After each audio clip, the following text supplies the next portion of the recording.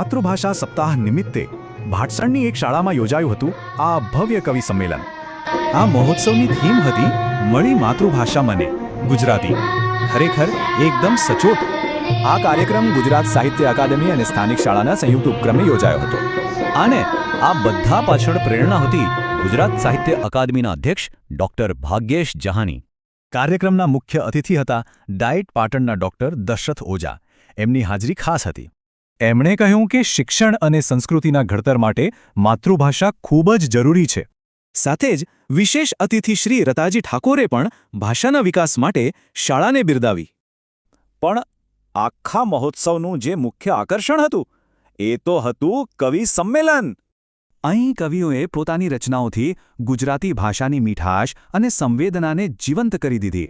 આ કાર્યક્રમમાં પાટણના ઘણા નામાંકિત કવિઓ અને પ્રોફેસરો પણ ઉત્સાહભેર જોડાયા હતા. આટલા મોટા આયોજન પાછળ આચાર્ય અને સમગ્ર શાળા સ્ટાફની સખત મહેનત હતી. અને જુઓ, સાંભળવાવાળા પણ કેટલા બધા હતા. વિદ્યાર્થીઓ, સાહિત્ય રસિકો અને ગ્રામજનો પણ. મતલબ કે આ માત્ર એક કાર્યક્રમ નહોતો, પણ એક સાચો સામુદાયિક ઉત્સવ હતો.